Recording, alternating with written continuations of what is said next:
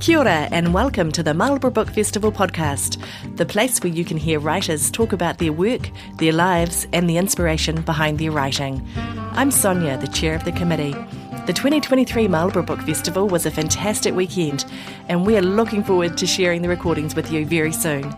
For now, enjoy this great session from the 2022 Book Festival. Tonight our chair is Dr. Paula Morris. My introduction to Paula was on opening night, and I feel as though I'm now standing in the presence of two immensely clever, wonderful, skilled women, and I am in awe. Paula is an award-winning novelist, an important advocate of New Zealand's literature scene. She's the director of the Master in Creative Writing at the University of Auckland in New Zealand. We're so very pleased that we can be here today, Paula, with you for this special interview. Kia ora.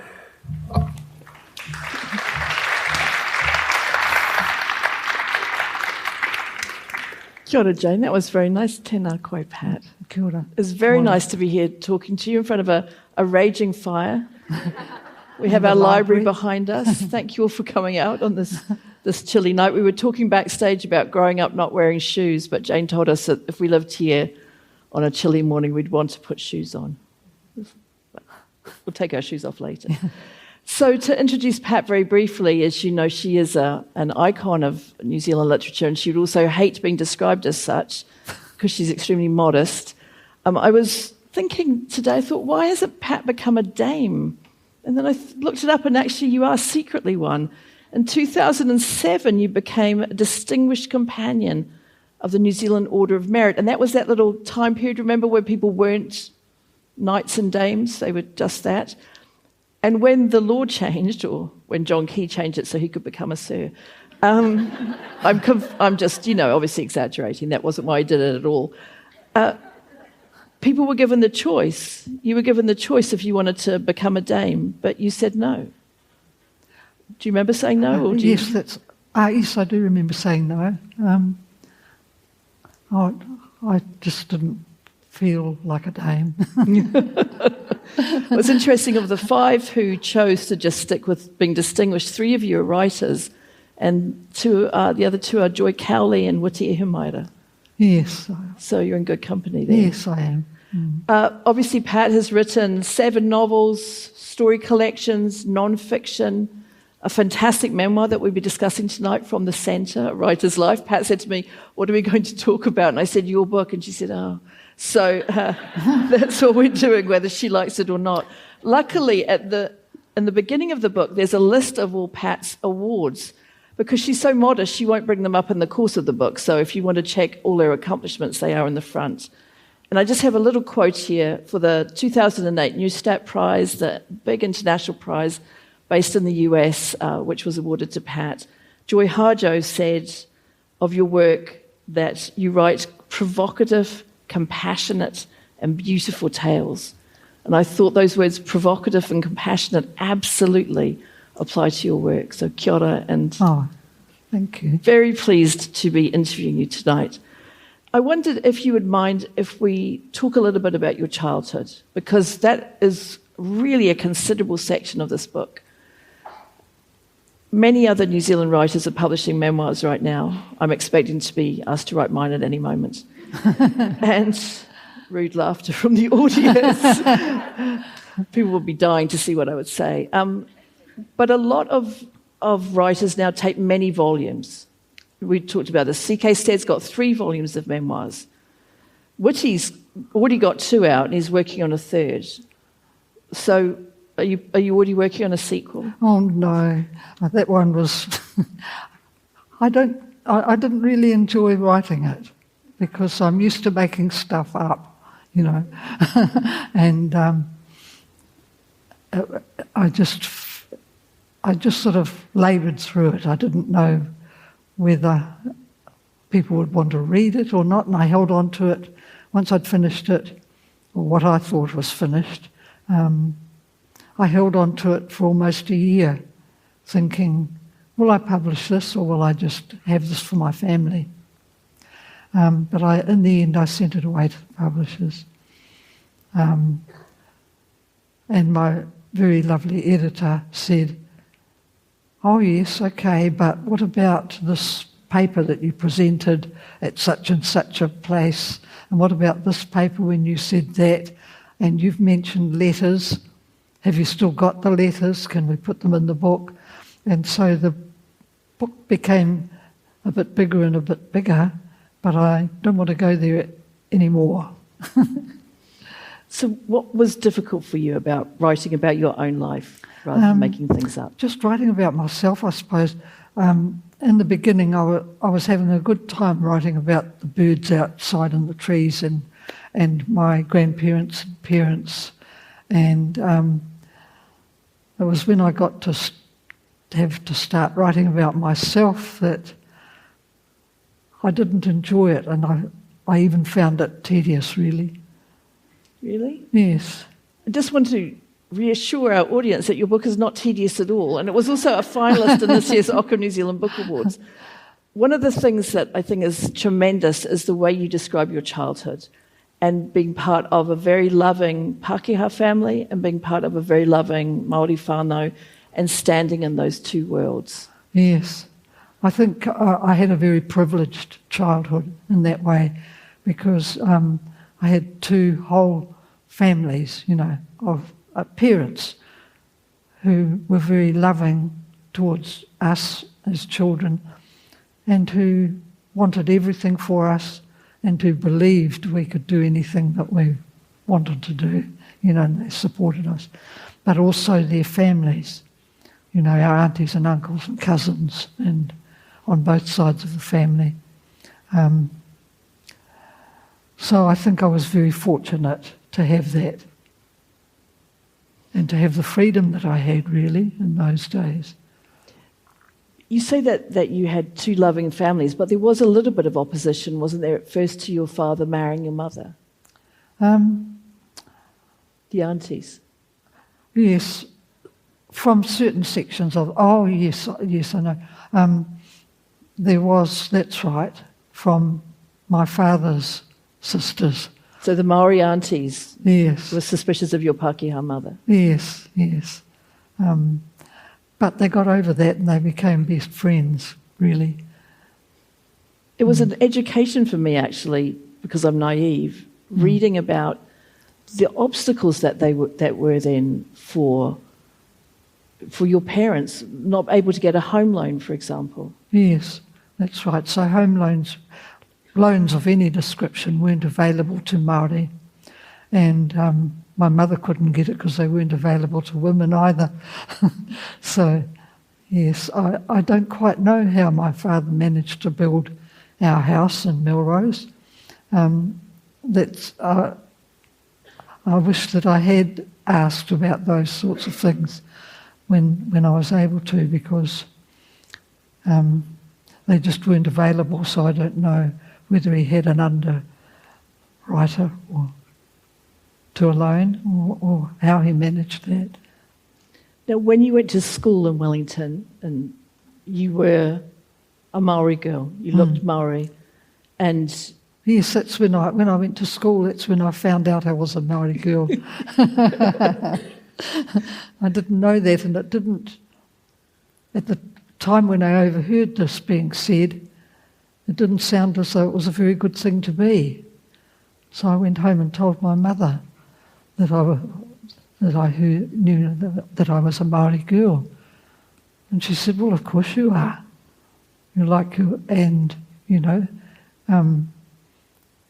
look like your aunties. These were my father's sisters. And when you grow up, you'll be just like them. And I thought that would be a great thing to be.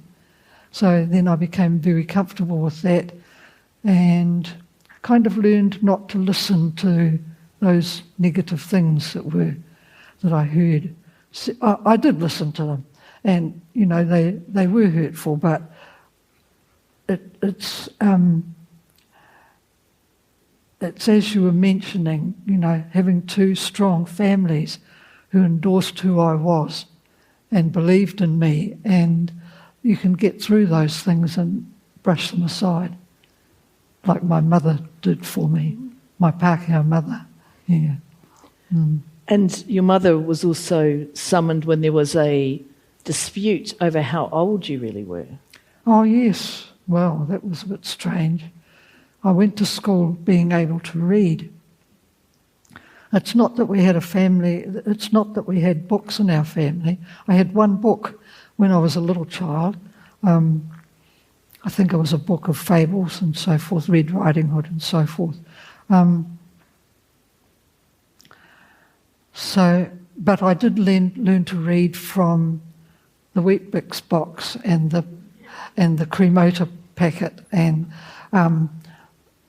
the Freelance and the Auckland Weekly that we used to have, looking at all the advertisements mainly, and the advertisements on the front of trams that we travelled around on.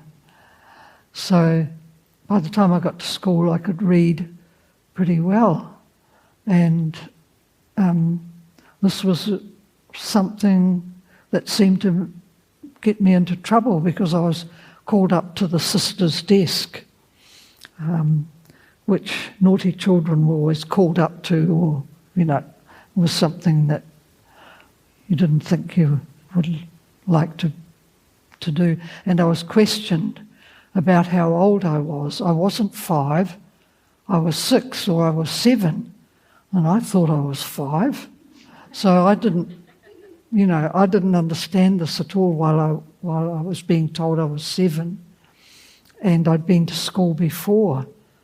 And well, I knew that I hadn't been to school before, and I started to doubt about my age, and because this was the teacher, and you had to listen to the teacher, and you had to be good, and the teacher was right, always right, that sort of thing.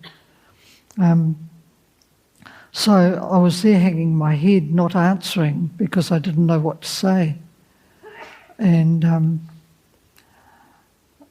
then it wasn't until the teacher said, I'd been to school before, I was sort of shaking my head. So where did I learn to read? Well, I didn't know the answer to that either. So I was just dumbfounded. And in the end, my mother was sent for and things were sorted out. I was 5. I did know how to read, so after that I was kind of rewarded for being able to read. That turned out all right, because I think the dangerous thing for me was that I realised that I wasn't supposed to be able to read, and I nearly decided that I wouldn't do it, or I shouldn't do it. I think it's very... And I remembered all of that when I was a teacher, how easy it could be for kids to be put off reading and not want to do it, yes. Could we just talk briefly about your Māori grandmother, Gunny, who you said was a very quiet woman? Yes. Said almost nothing. But I still got the feeling she was a very strong influence on you.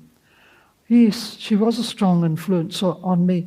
Even now, I often think about her and realise what her life, as I've got older, realise what her life was probably like. I didn't know that her first language was Māori. I'd never heard her speak it because she wouldn't speak it in front of children. It was something that was done behind closed doors, really, because she thought she would disadvantage us.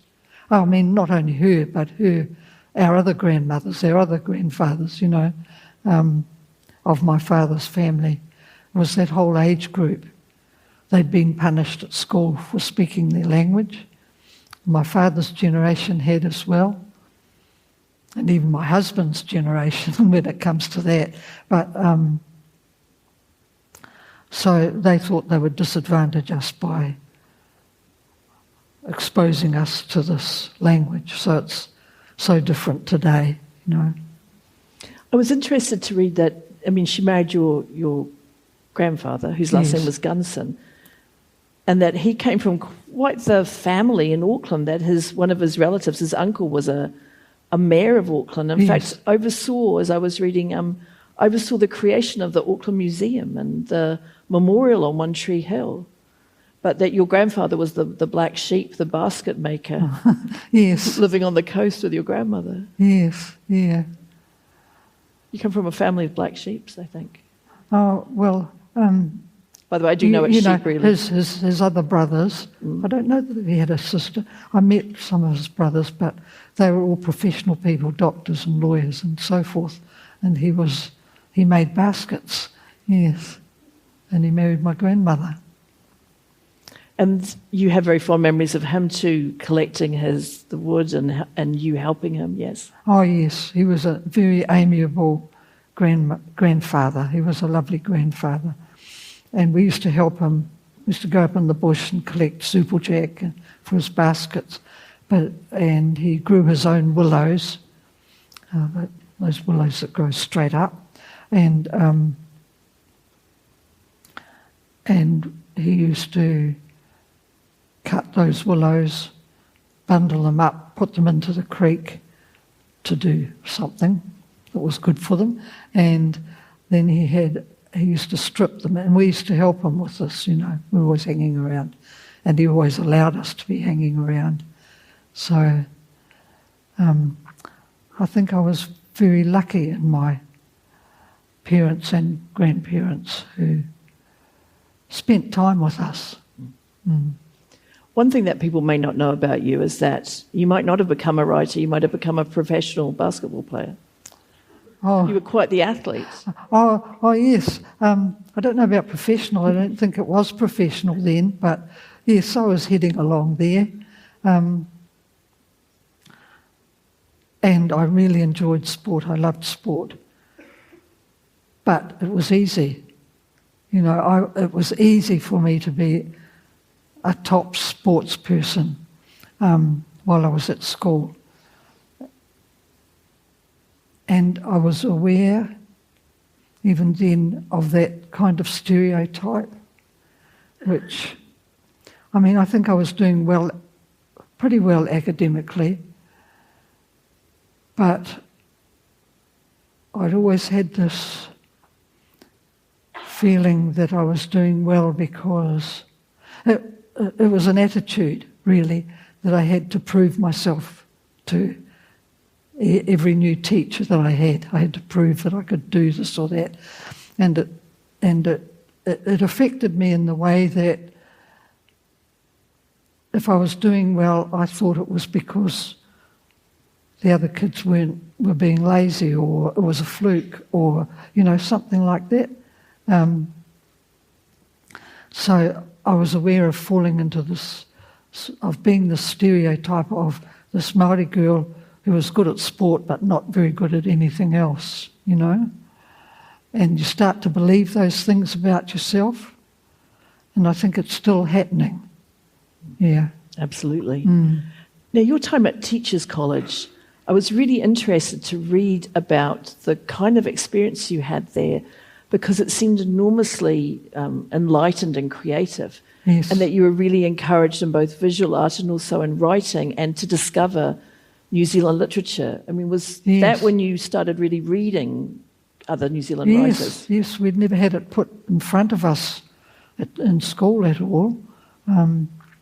So this was a real eye-opener to me, that there were these people. And some of them were in the Teachers College itself. Anton Vott was quite a well-known poet, but also one of the students had work published and so forth. And we were being introduced to the work of Frank Sargison. And here I was hearing the Kiwi vernacular, seeing it on the page, and for the first time, really. And the penny was slowly dropping, that's what real writing was. It was writing from your own experience. And that's what Shakespeare did. All of these things, you start to realise that the reason sometimes you couldn't progress with your essay topics was because they were about things like a day in the forest, and I never related that to a day in the bush, that I knew all about. So I was, and we all did it. If we got a topic like a day in the forest, we were writing from reading experience, from comic books and all those sorts of things, rather than from our own experience. So I think that's very different these days. So at training college you also met Dick, your husband, Oh, yes. future husband, even though you said you did not want to get married, you had no intention of getting married. So what made you change your mind? Oh, meeting Dick, I suppose. I have to say, he was a very handsome man, but in like your wedding photos, you both look so adorable. Really do. He was very handsome. Yes, yeah. So when you did get married, actually, didn't you come to this region for a honeymoon trip? You came to Marlborough? Yes, St. Omer. I don't quite know where that is now. But yeah. And it was your first time on a plane, wasn't it, coming here? Yes, it was. Yeah, I was 20, I think, 20, 21. So you two set off to become country teachers. Yes, And you were for many years around the North Island teaching in country districts. yes. Now, Dick he didn't come from a city as you had. He was used to this. Yes. But it was different for you. How did you cope with the change, living in very remote places often? I loved every minute of it, really. Especially, I think I was a little lonely for a time when I was at home by myself with 2 children. But then I sort of got back into teaching because we went to a sole charge school up north, which became a 2-teacher school. And so, it was like an extension of home, really, because we were living right next door to it. So it was a really wonderful teaching experience, being in the small schools. And just having the children fitting into that, because there were 2, I was teaching 5-year-olds to 8-year-olds and having the children with me, so it was like 0 to 8. And that's all it was like, because the children learned from each other and looked after each other. They had all these babysitters. And you needed that because, I knew this, but I had to keep rechecking. You had 7 children in 10 years. Yes. See, to me, that's just crazy. It sounds crazy, doesn't it? Hayley. I know you've got some of your descendants in the room. Yes. But you can tell me confidentially, do you kind of wish you'd stopped at 3? No. I don't. I've got no regrets, whatever. I'm so lucky to have, a large family now, and I was then, because children played outside all the time, and they ate their vegetables, and they went to bed at 8 o'clock. Now, you say they went to bed at 8 o'clock. One of the things that really amazed me about your work ethic and Dick's was that you would have a full day teaching, and your family, you would get the children to bed, then you would sit down to write, and he would sit down to study for his master's in education. Yes. After you'd done all the prep for the next day. What drove you to be so disciplined and such hard workers, so determined? Well, for Dick, he was never any stranger to hard work. And I think that's what the kind of life that he led could have prepared him for anything. The arts, the teaching, the farming, anything, because they living... Ruatoria was the hometown, but he lived out of Ruatoria on the coast, and they were self-sufficient. They lived off the land. They were not part of the money economy, and they learned so much. And they were, but also, when you ask that question, we were both really, really interested in teaching, and we weren't going to compromise anything to do with the family because of teaching or writing or studying. So we had to find ways of fitting everything in, and that's what we did. Probably gave up some things, I don't know what really. Knitting and sewing, perhaps. But can you knit and sew, just out of interest? I can knit. My sewing wasn't all that flash, but I did that as well. My mother came here from England in the 60s, and she said that she thought all women in New Zealand were these superwomen who could preserve and sew and knit. And were you one of those superwomen? Yes, I did all of those things, yes. And then you wrote your book. So let's talk about you gaining your confidence as a writer. So for you, part of it was community, wasn't it? The Pen Women's group that helped encourage you to write and submit your work. I'd always been good at writing throughout school. You know, I was never. Once I left primary school, I was never the tops. You know, I'm the top student, but when it came to writing, I was, and I always loved it. And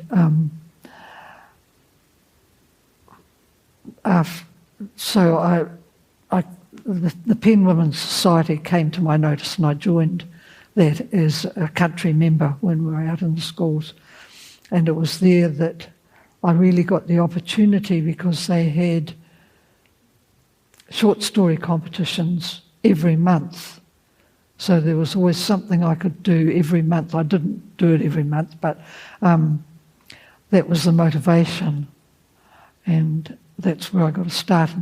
And those stories, once I'd found out when I was at Teachers College what writing really was, that you could, that there was such a thing.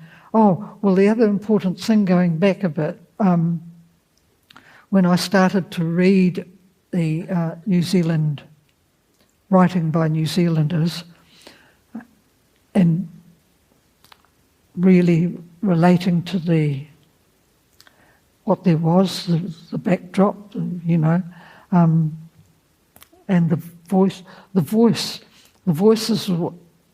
that I heard in Frank Sargison, I then came across a different voice, and this was the voice of Amelia Batistich, who was a Dalmatian New Zealander, and there was another voice. And then it twigged to me that I had my own voice. And that's when I started exploring it, was when I was writing these stories for the Pen Women's competitions. And they also encouraged you to get published, and they had this big tome that you could look through and see where you could send your work away to get published.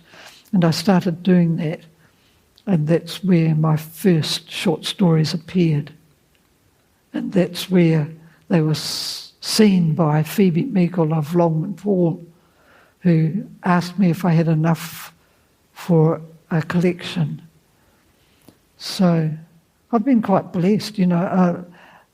Asked for my work instead of trying to, you know, put it all together and sending it off to lots of publishers and so forth. So, and that collection, Wairiki, was the first short story collection ever published by a Māori woman. Yes, that is correct. It was hard getting her to admit that, but it is correct. It's like, yes. And not only that, but it won the Hubert Church. Why I'm a little bit reluctant is because I've always found that slightly embarrassing, because of the women, and Māori men who were writing short stories, and they were appearing in Te Aohau magazine and different places.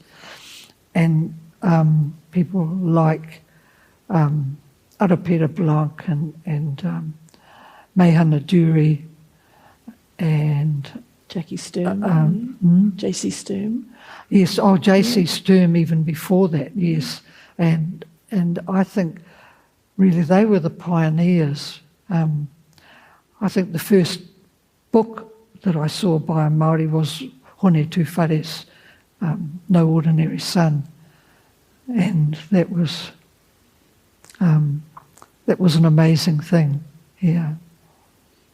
So you won an award for Wairiki. You won the Hubert Church NZSA Best First Book of Fiction at our National Book Awards. Yes. For Yes. And that was judged by Janet Frame, and I thought I really sort of felt proud of that.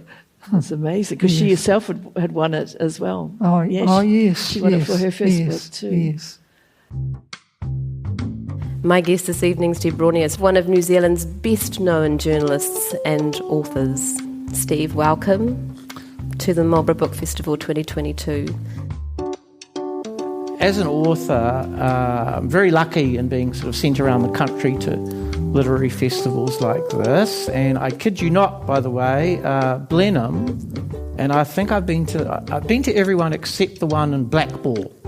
But of all of them, I've been here twice before, and this is the best. This is actually the best. Yeah, no, thank you. It's just the vibe of it. It's really great. It's really welcoming and friendly. I had an interesting comment on it. I'm quite good friends with a musician called Shane Carter. He said, what are you doing this weekend? I said, I'm going to Blenheim for the literary festival, the books festival. And he said, New Zealand's best books festival. There you go. And I still say there's any of us who win it after you, any Māori writer who wins it after you, we feel like you've trailblazed for us, so I won it. Kaliana Murray, Yes, Becky right. Manawatu, and now someone who's appearing at the festival, Rebecca K. Riley, who I think is in the audience, won it this year. So I hadn't thought of that first. either, yes. It was really great. Then your novel, Mutawhenua, was first novel published by a Māori woman writer as well. And, I mean, your career started to build. Did you ever feel that everything was too much, all your different interests, and as you grew as a writer and became more well-known, you were being invited to more things and invited to be more of a public figure?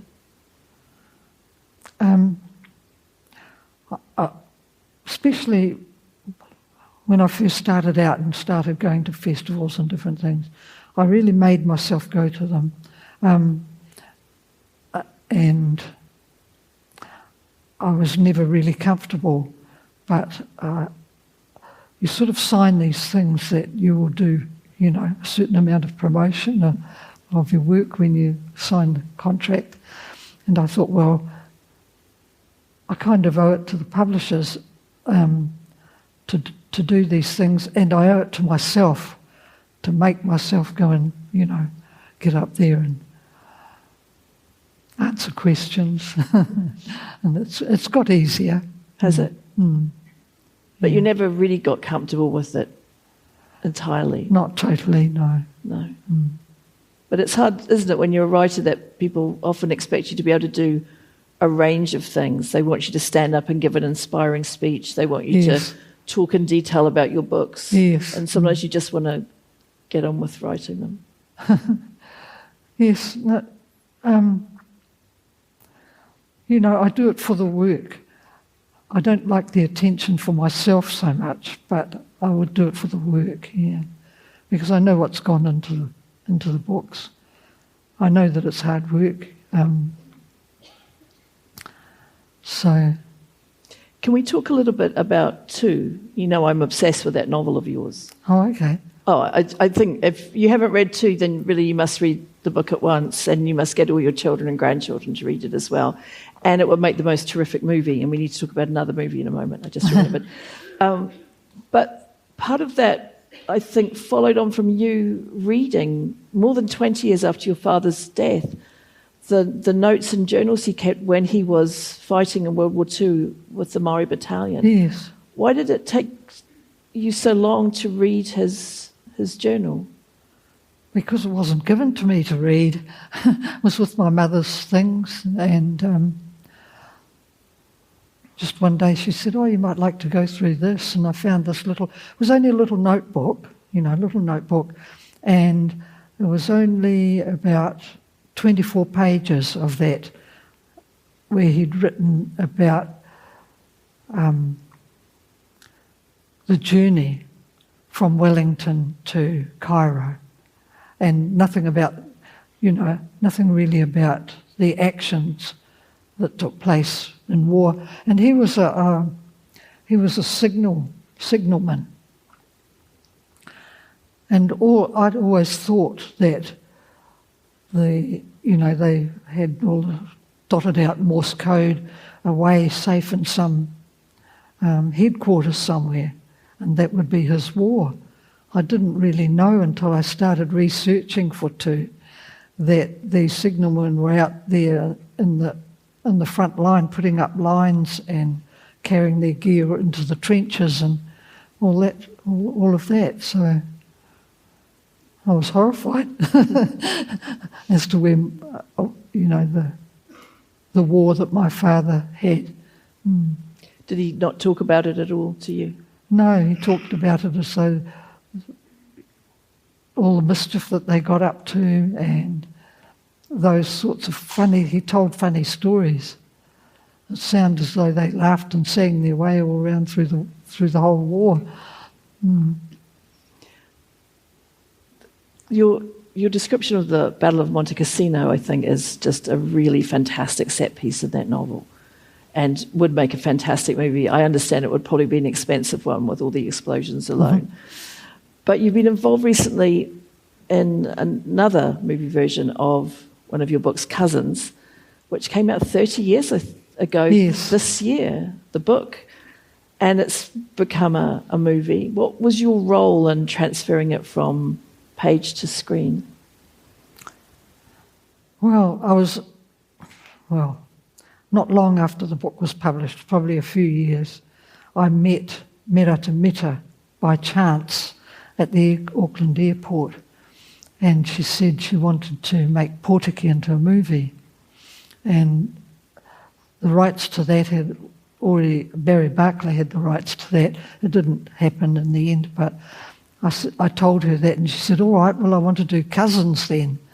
And so she was to be the writer and the director and the producer, I think. I don't know, but anyway, she was the writer of it. I didn't know how to set about writing a movie, and but that was a very long, drawn-out thing with Merata being mostly out of the country, and I was supposed to be helping with the script. So we got together a few times, but I don't think the time was right for it at that stage. So it went through several iterations. I was kind of involved the whole way through in some way or another. And then it was very difficult getting funding for that movie.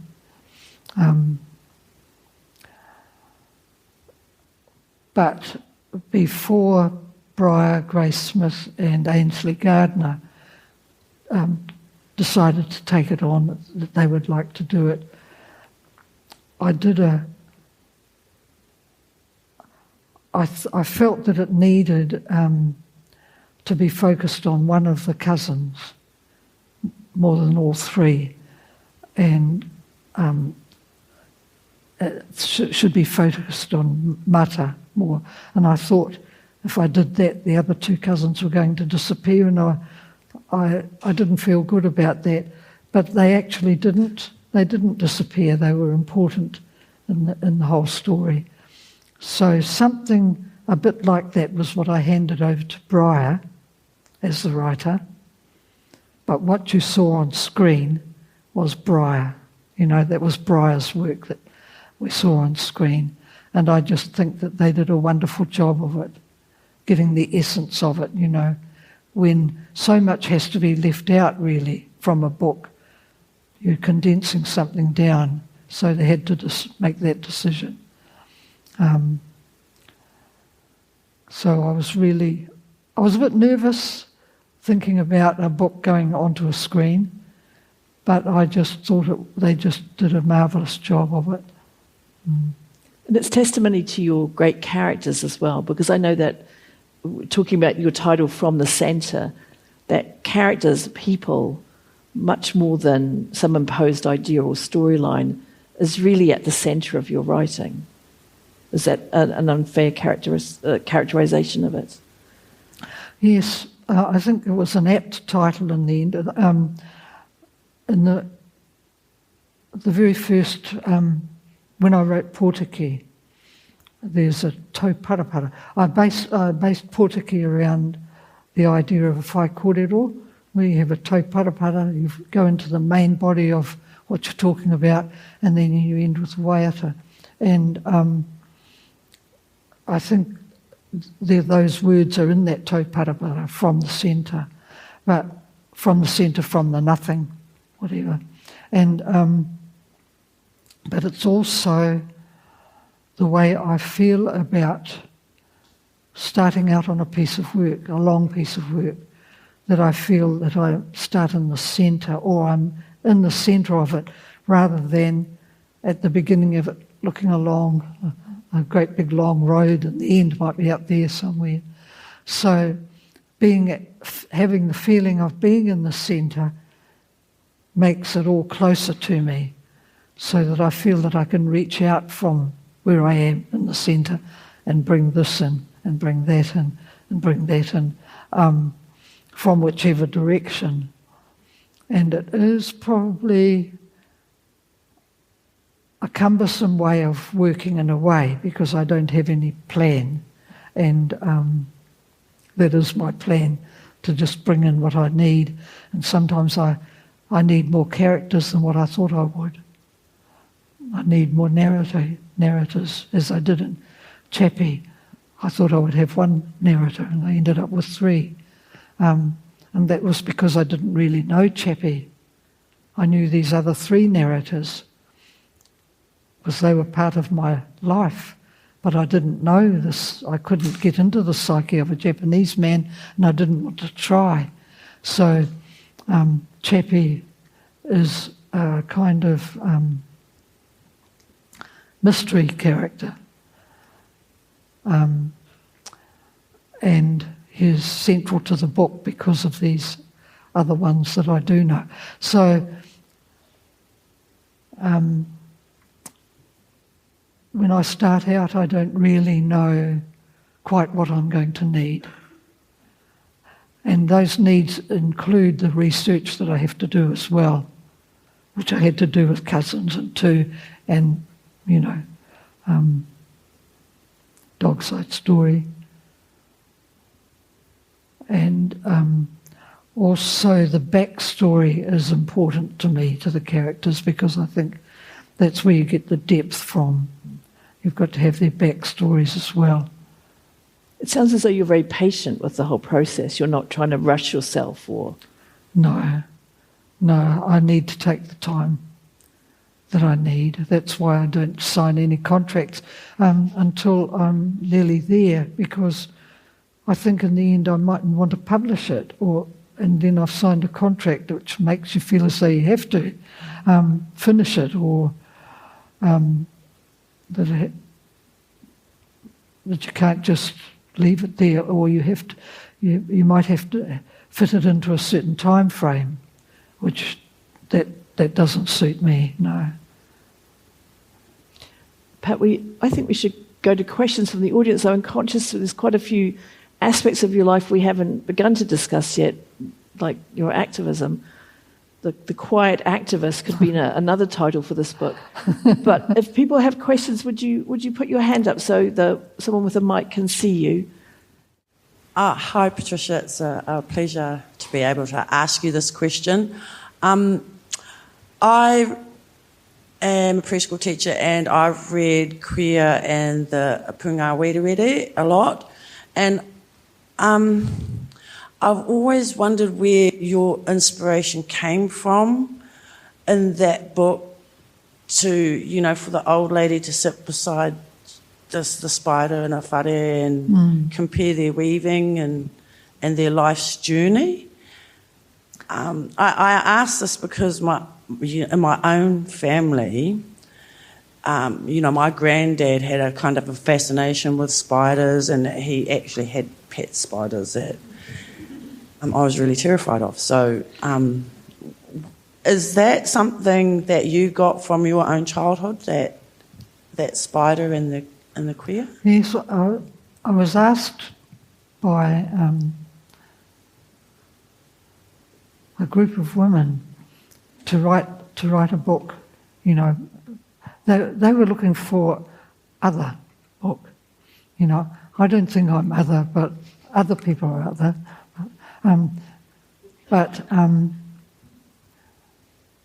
So I decided, because they realised that there weren't books for Māori children, where they could see themselves represented, or other children. They wanted an array of different books. So I started thinking about it. I was thinking about creatures, birds, so forth. And then I thought, children in those times, they didn't really see our native birds, or even our insects and so forth. So I thought of a spider, and then I thought, my second thought was, what do spiders and people have in common? They have weaving. And I sat down and wrote that story in half an hour. That was your first children's book? Yes. You've written a number since? Yes. Mm. And it was well received and still being taught? It's become a classic. Yes. 40 years on, it must be 40 years. It hasn't been out of print, so that's a good thing. Absolutely. Half an hour's for your work. question. But I told my publisher that it only took me half an hour to write. He said it took you 20 years to write because you'd been teaching in infant classes and reading to children for all of those years, which I loved to do. And I knew what a good children's story was, or could be, So maybe he was right. Absolutely. Do you have any other questions? Kia ora, Patricia. Just, I guess, following on from that question about children's books, I'm not a teacher, but the curriculum is changing to teach New Zealand history.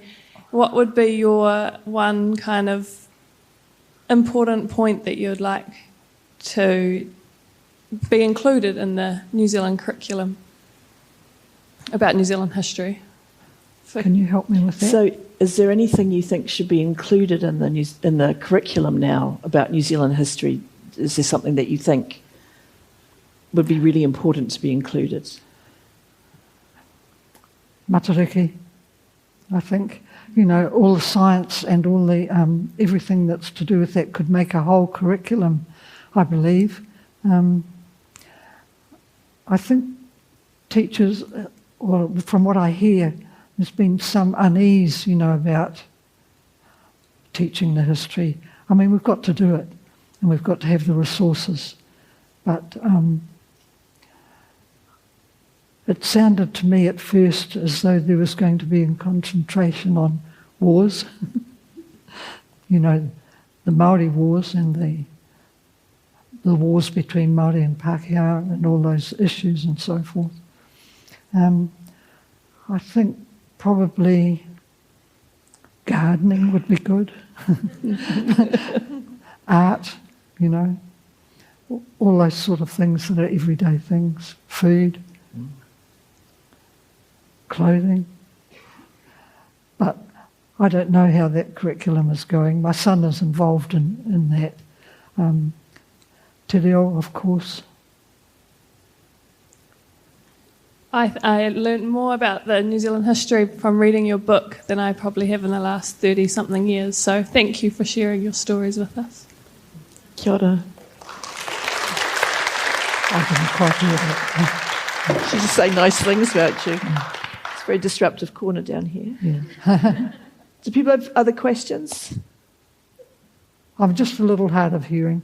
Yes. Oh, here we have one down in the front row here. Kia ora whaia. We've actually met about 12 years ago now. I was a doctoral student, and I was at a conference up at Auckland University. And at that conference, instead of having keynote speakers, we had keynote listeners. And you were one of the keynote listeners, along with Margaret Mutu and Roger Marker. Oh. And you provided me really good feedback for my doctoral thesis at the time. You probably don't remember, but I kind of have... My question is, my mother won't read anything that I write. She won't? My mother won't read anything I write. So I'm a historian, and I write articles and book chapters, but she's just not interested. But she does like historic fiction, and I'm wondering, do you think academically trained historians can write historic fiction? I'd like to. I'd like my mother to read something I write. Yeah. But she's not going to read an article. So the question is, what do I have to do to switch from being an academic historian to somebody who can write historic fiction? I can't really tell you that. I just think it's probably the opposite to what you probably can do the opposite to what I do. Start writing fiction, and then I have to, scramble around and read lots of books and do my research. Whereas you might already have that, and that's what will inform your fiction. Because, that's right, isn't it? Fiction always has to have something that informs it, whether it's history or whether it's social science or whatever we do. So, you know who's got a cracking book coming out later this year is Monty Suter. He's written a historical novel set in a completely Māori world of the late 18th century. Really terrific, and he's got a planned trilogy following those characters through the generations. Yeah. So he's made the move from the dark side into the light. So it is possible. But it's really focusing, as Pat does, on characters, isn't it? It's finding the people where the story resides. Yes, that's the most important thing for me is characters, because everything else belongs to them. Their voice, their setting, their... Whatever they do. Whatever they do, whatever they say. And whatever the storyline is, it belongs to them. So you've got to be true to them, really. Yeah. Thank you. Does anyone else like some writing tips? Or we have Pat here. Pat says, put your 7 children to bed by 8 o'clock, then get cracking on your work. There were many other things we could have talked about tonight, and I encourage you all, if you haven't read the book, to read it because of everything. Some hilarious things in here when Pat takes on the Ministry of Education about racist children's stories to, fighting the road about to go through ancestral land, to creating your own wharenui and learning the skills needed, your whole community learning the skills needed from scratch. Yes. It is a very inspirational story and suggesting how times change and what's been lost as well as found. But I believe we have someone here who wants to step forward at this point.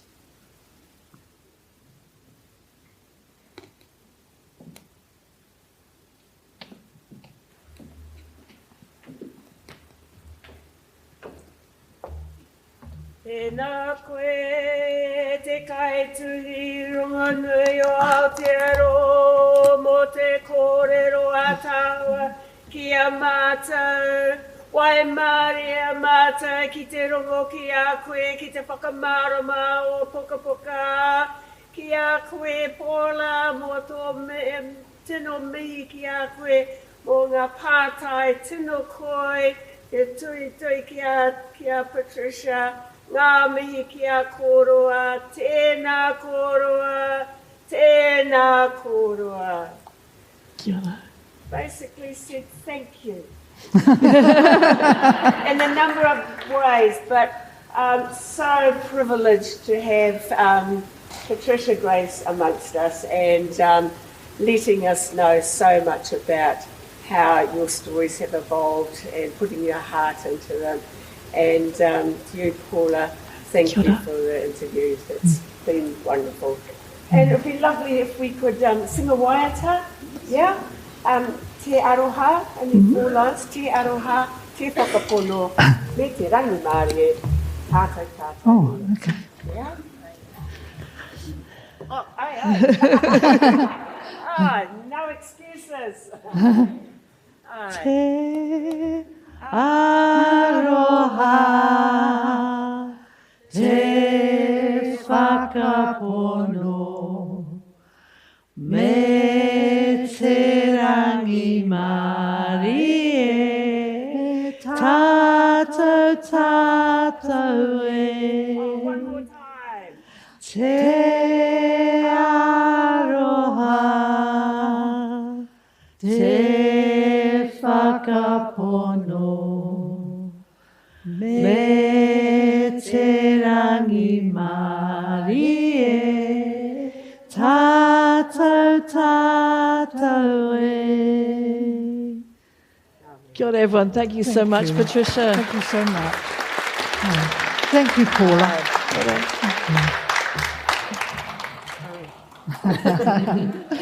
Patricia will come outside and sign books, all right? So don't all get us settled down. Get out there. First, we have to de-microphone you. Come and have your microphone on. Thank you.